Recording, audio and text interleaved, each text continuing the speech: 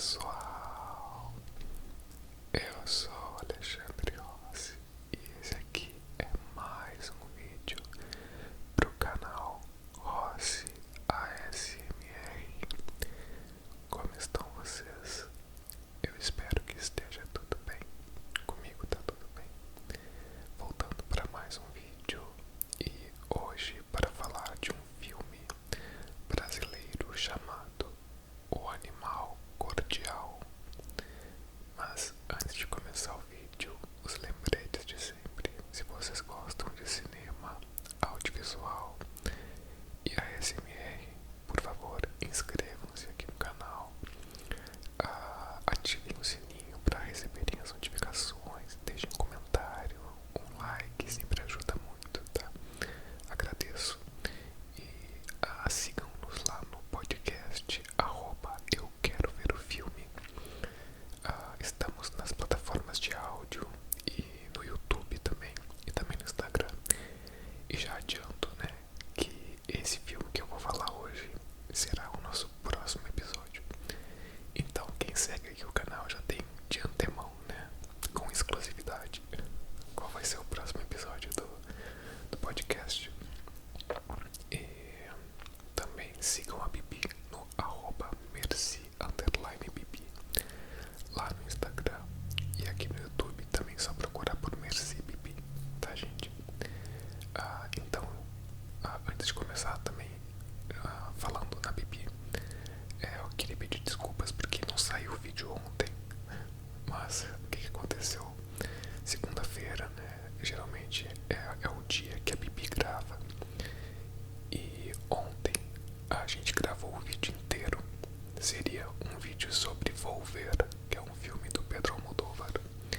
Nós gravamos todo o vídeo e esse cara aqui deu problema. Eu não sei se ele deu problema, o que aconteceu, mas esse carinha aqui, né, esse gravador, simplesmente não gravou o áudio. Então, quando eu fui editar o vídeo, eu vi que tinha um arquivo de vídeo da câmera normal e o arquivo de áudio do gravador tava com, sei lá, 2, 3 segundos só. E eu pensei, tá, não tem como, né? Um vídeo de ASMR sem o áudio do gravador é impossível, não tem. O áudio da câmera nem capta, porque é muito baixinho, né, o volume que a gente emite a voz. Então não teria como salvar o áudio. Então acabou que foi um trabalho jogado no lixo, né?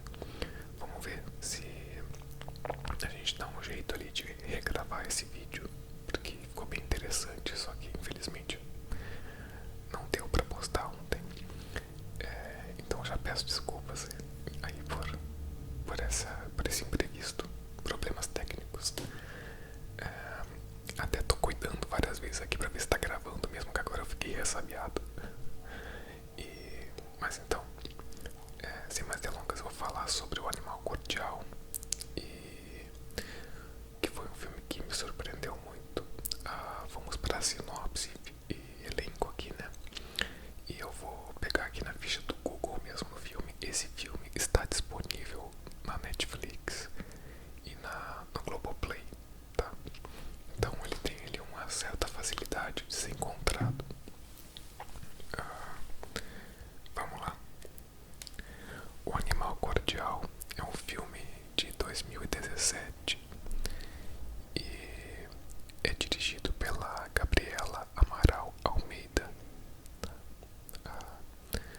Sinopse: Inácio é o dono de um restaurante de classe média. Por ele gerenciado com mão de ferro, sua postura controladora gera atritos com os funcionários, em especial com o cozinheiro Jair.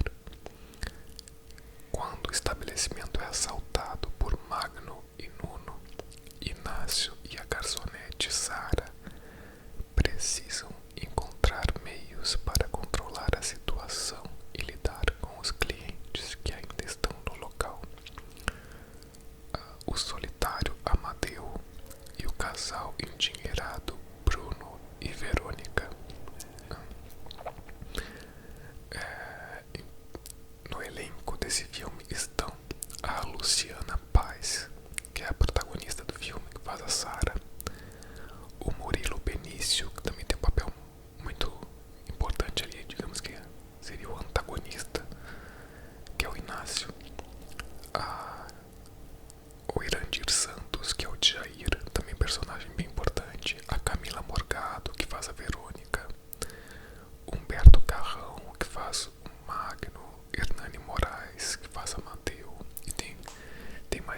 tá? Só tô lendo aqui os primeiros que apareceram na ficha. Então, gente, o que eu posso falar sobre esse filme? Vamos lá, vamos aos poucos. A Gabriela Amaral Almeida, eu acho bem interessante. Ela tem uma capacidade bem legal de criar uma atmosfera de estranhamento e desconforto, assim, de tensão. Eu tinha percebido isso já no curta-metragem, que eu já vou começar recomendando, que é um curta-metragem também dirigido por ela e também protagonizado pela Luciana Paz, que chama-se A Mão que Afaga. A Mão que Afaga. Vocês podem procurar, que eu acho que tem aqui no YouTube ou no Vimeo, tá? Muito legal. Inclusive eu acho que eu já falei sobre esse curta aqui no canal, tá? E nesse curta ela também trabalha uma ideia de desconforto, esgotamento mental, né? E uma estética bem que gera um estranhamento, e aí essa ambientação, no caso desse curta-metragem, ela é feita muito em torno da fotografia, com sombras mais marcadas, né? Uma luz mais que passa aquela ambientação mais de terror. E aqui no caso do Animal Cordial, agora vindo para falar do longa-metragem, ela se apoia muito na trilha sonora, né, que desde o começo, né, do filme já gera uma sensação de desconforto mesmo, de algo errado, né, de uma tensão no ar. E também sempre trabalhando com a proposta de personagens prestes a explodir, assim, esgotamento mental. No curta-metragem ela trabalha isso que a Luciana Paz ela interpreta uma atendente de telemarketing que só ouve desaforo e tal, e ela, né, fica extremamente esgotada e trabalha um pouco sobre carência afetiva, necessidade de afeto, melhor dizendo, né? Mas aqui no longa-metragem também tem essa questão do esgotamento, na verdade, das pessoas estarem no fio da navalha ali, prestes a estourar mesmo, prestes a explodir. Entretanto, esse filme trabalha um aspecto diferente. Esse o curta foca mais assim na relação afetiva até da mãe com o filho, que tem a questão que ela prepara uma festa de aniversário. Aqui no longa-metragem, e agora eu vou ficar no longa pra não confundir, né? No longa-metragem, a Gabriela trabalha com a ideia do o que aconteceria se essas pessoas rompessem as suas travas sociais ali, se elas fossem além, né? E explodissem mesmo, o que aconteceria, né? E é claro, né, que há motivos e motivos para que as pessoas estejam esgotadas, né, estejam prestes a não aguentar mais, a passar dos limites. Alguns motivos são compreensíveis, mas, entretanto, outros motivos a gente pode interpretar que, sei lá, é um desvio de caráter, sei lá, não necessariamente são motivos justificáveis, né, para cada pessoa. E aqui a gente tem também uma história que ela se apoia muito na ideia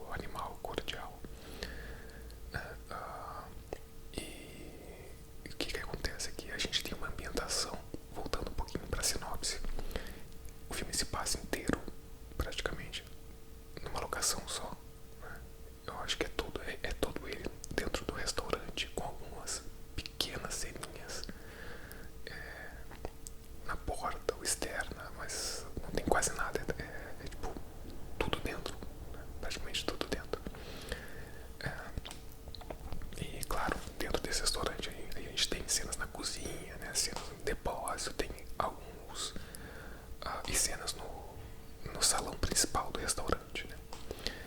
Mas é tudo ali.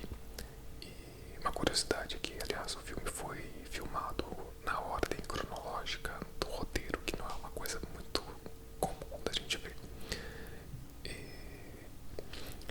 E essa ambientação dele, a gente tem filmes que a gente pode relacionar a ele, que são filmes de evento ali, filmes de assalto, né? A gente tem essa narrativa muito presente ali. Agora há pouco tempo fez muito sucesso a La Casa de Papel, que também é um filme de uma série de assalto. Eu sempre lembro do Um Dia de Cão com Al Pacino, né? Que os eventos do filme acontecem em torno, né, de um assalto e de como aquilo vai se resolver naquele local, né? Então a gente tem alguns exemplos de narrativas assim. Mas qual é a diferença aqui para início de conversa? Ocorre um assalto, e aí eu já vou dar aviso de spoilers, tá? Eu vou dar spoilers do filme, então assista o filme antes, depois volte aqui. Ou se tu não te importa com spoilers, pode prosseguir, mas vou falar spoilers. Acontece um assalto no começo do filme, né? E a partir desse assalto, o que tu imagina, tá? Geralmente as narrativas progridem no sentido de que geralmente os assaltantes mantêm reféns dentro do local e daí negociam para saber como é que aquilo vai se resolver. Aqui não, o que acontece é que o dono do restaurante, que é o Murilo Benício, ele reage, ele tá armado, ele tem uma arma. E ele começa a prender, ele prende todos as pessoas que estão ali envolvidas, tipo, não deixa ninguém sair, mantém como reféns. Porque ele é esse cara que estoura e começa a suspeitar de que aquele assalto foi planejado por alguém ali de dentro, né?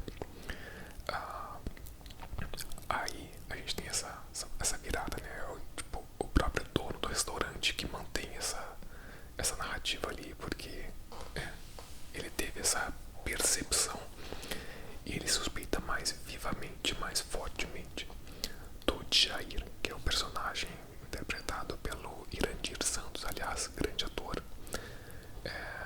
O Jair, que é o chefe de cozinha do restaurante, com quem o Inácio, que é o Murilo Benício, tem uma rixa muito grande, que fica explícita desde o começo, né? Aliás, tem cenas, se eu não me engano, o Inácio ele vai ser entrevistado por uma revista, né? E ele tá preparando o seu discurso ali e dá a entender, o filme dá a entender que, tipo, as receitas do restaurante, apesar de elas serem feitas pelo cozinheiro, que é o Jair, o Inácio meio que pega a autoria pra ele, coisas assim, sabe? Mas mais fortemente o Inácio, né, que é esse cara, mas o Inácio é um cara fascistão, assim, quase um estereótipo do fascista, aquele cara que acredita, conservador, que acredita que bandido bom é bandido morto, inclusive fala isso durante o filme, né? E tem uma cena que ele fala praticamente literalmente o que eu falei, ele fala mas bandido tem que morrer, é alguma coisa assim que ele fala. Então ele é bem complicado. E enquanto a rixa que ele tem ali com o Jair também é porque, pela aparência do Jair, inclusive o Jair fala isso pra ele no avançar da trama. O Jair fala: o teu problema comigo, Inácio, eu não vou lembrar exatamente da fala, mas ele fala: teu problema comigo é o meu cabelo, é a minha sobrancelha muito bem feita. E eu não lembro todo o restante da fala, mas nesse sentido, entendeu? Então ali tem uma questão de homofobia também muito presente no Inácio, né? Então, e mais do que isso, acho que mais além disso, melhor falando, né, tem muitas coisas que geram esse conflito. É que o Jair, desses personagens, ele provavelmente geralmente é o cara que é mais bem resolvido, né? Mais seguro daquilo que, o cara que sabe aquilo que ele quer, né? Inclusive fala em certo momento do filme, quando ele já está preso ali como refém, né, do Inácio, fala: o que eu quero ir pra minha casa, eu quero regar minhas plantas, quero trepar, quero... Tipo, ele sabe o que ele quer e ele sabe quem ele é, né? Mais importante, porque o filme também fala dessa insegurança e incerteza dessas pessoas, né? Que acho que no caso do Inácio é muito da insegurança. Tem uma cena no começo do filme que explicita isso, que ele vai ser entrevistado, como eu falei, por uma revista, e ele fica ensaiando em frente ao espelho o que ele vai falar, como é que ele vai se comportar para aparentar alguma coisa, né? Porque ele quer aparentar ser uma pessoa que ele não é, né? Então é uma coisa bem de tipo, não sentir-se confiante com quem ele é. E ademais o filme também mostra essa, como eu falei no começo, a necessidade de, essa ânsia por escalar posições sociais, assim. E aí a gente entra na personagem que é, acho que a protagonista do filme, que é a Luciana Paz, que é a Sarah, que ela é ali uma funcionária.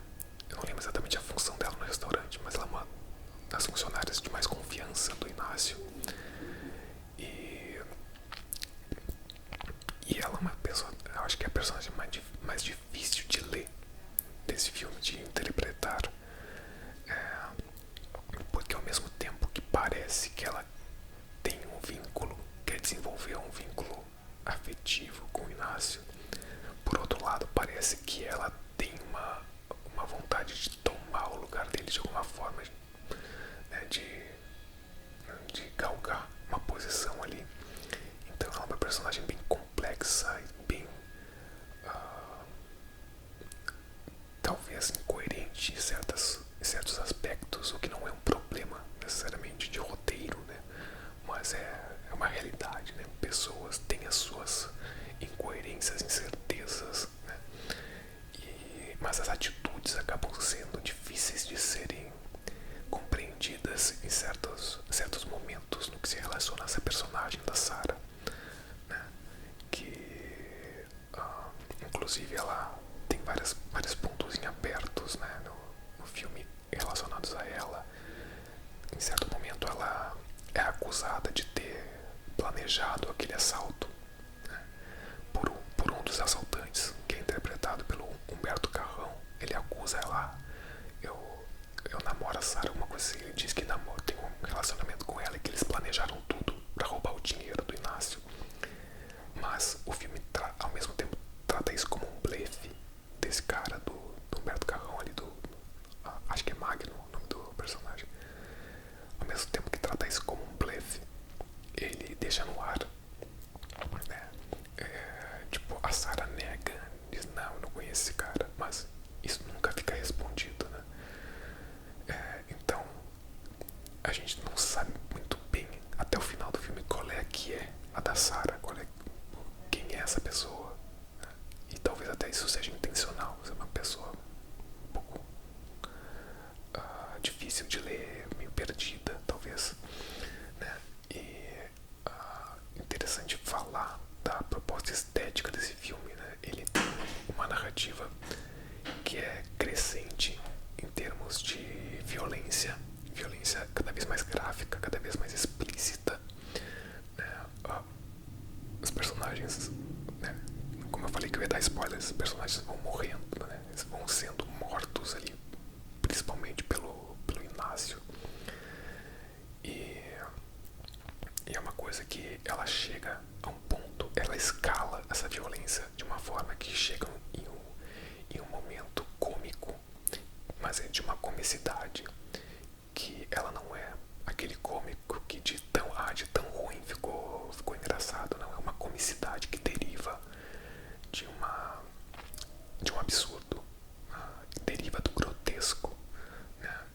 As cenas esteticamente vão ficando cada vez mais insanas, e eu acho que o que simboliza isso é uma cena de sexo entre a Sarah e o Inácio, que é assim, é extremamente desconfortável, grotesca, né? E esteticamente, cara, fica um negócio que causa uma sensação de estranheza e comicidade ao mesmo tempo, né? Então é bem intrigante essa cena. E cara, chega num ponto que eles começam, o Inácio começa a sugerir que ao invés de, sei lá, de se livrar dos corpos que estão ali, que eles sirvam esses corpos no menu do restaurante, né? Então é uma coisa que gera até um diálogo engraçado ali, que a Sarah fala, não, mas isso aqui mas eles são pessoas, né? Então tá, eu tô dando alguns spoilers aqui do filme, mas o que eu acho interessante nesse filme é isso, né? É justamente essa escalada e ele passar os limites e ir por um lado que tu não espera, desse exagero, né, da violência. É um filme que tem muito sangue, né? Então tem banhos de sangue. Aliás, fica aqui o alerta, né? Se alguém tem essa sensibilidade, né, com esse tipo de tema, esse tipo de imagem, né? Fica o alerta aqui. Mas o que acontece?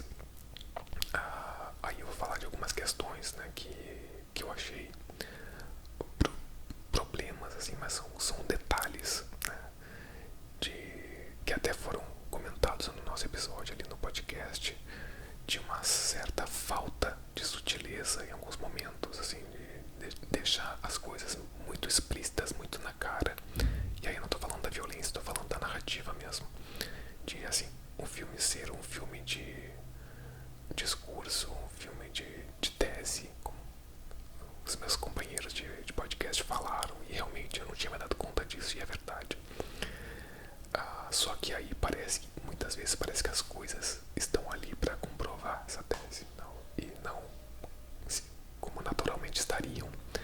E outra coisa é que por exemplo, algumas coisas ficam muito explícitas, e falta talvez saber jogar mais para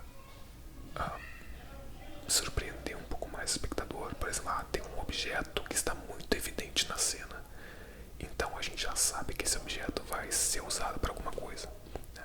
Acontecem pelo menos dois momentos, com uma saboneteira no começo do filme, que o Murilo Benício acaba quebrando, o Inácio, né, acaba quebrando a saboneteira e ela tá bem ali. É um dos poucos elementos que tá em quadro, e a gente, pô, por que essa saboneteira tá aqui? E mais pro final do filme acontece com um plongé, né, que é um plano de cima para baixo, que mostra em primeiro plano assim uma faca, e tipo não tem mais nenhum outro objeto em cena, e daí tem os atores em cena ali, né? Eu não vou falar o spoiler, mas tipo a gente sabe que a faca vai ser usada porque ela tá ali em primeiro plano, tipo, é óbvio.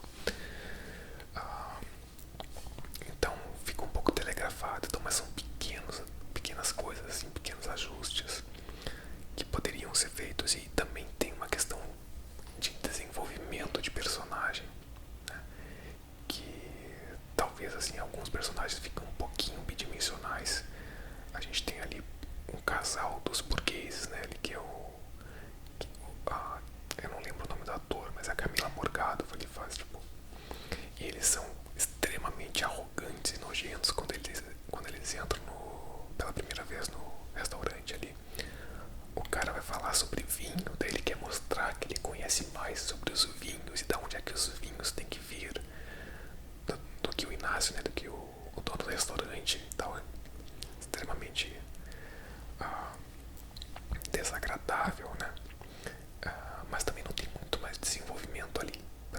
A personagem da Camila até que tem um pouquinho mais, é um pouco mais complexa, né? Mas tem também o personagem acho que é Hernani Moraes, que é um solitário ex-policial, que também ele tem ações ali que nos suscitam algumas questões, né? desse personagem que não são, na verdade, bem explorados, né? Ele, em certo momento do filme, se mostra um cara ressentido, com alguns remorsos ali, quando ele vai falar com o Inácio.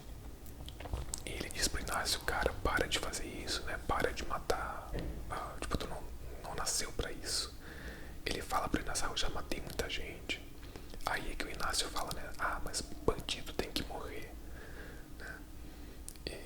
E aí o Hernani, como é que é o nome do personagem? Esqueci o nome, mas esse ex-policial, ele dá amostras nesse momento de que ele tem um certo ressentimento com aquilo que ele foi. Entretanto, a gente não sabe exatamente o que, né? O porquê ele não é tão bem explorado ali. Ele se mostra desde o começo como um cara desconfiado, assim, um cara ressabiado com tudo. Ele desconfia, inclusive, que possa ter alho na comida dele, que é uma coisa que ele não gosta e tal. Mas também o filme não vai, ele não aprofunda certas questões, certos personagens. Mas isso são pequenos detalhes, né? Num todo, esse filme eu achei bem interessante, cara. Eu não vi muitos filmes com essa temática, filmes brasileiros com essa temática, com esse estilo estético narrativo.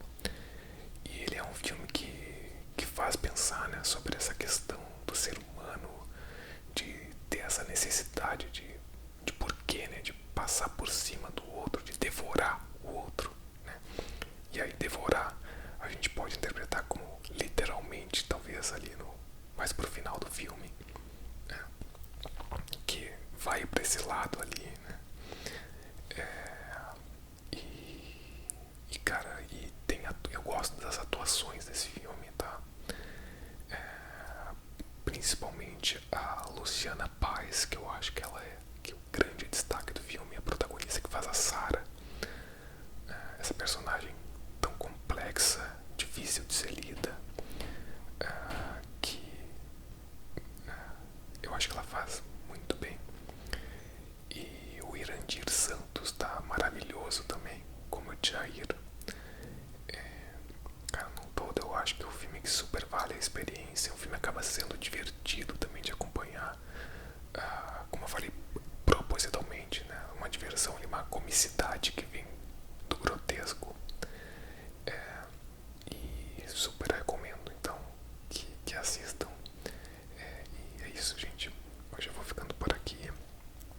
Eu espero que tenham uma boa noite de sono, um bom relaxamento. Me digam aqui nos comentários se vocês já viram esse filme, o que vocês acharam, né? E a gente se vê no próximo vídeo, pessoal.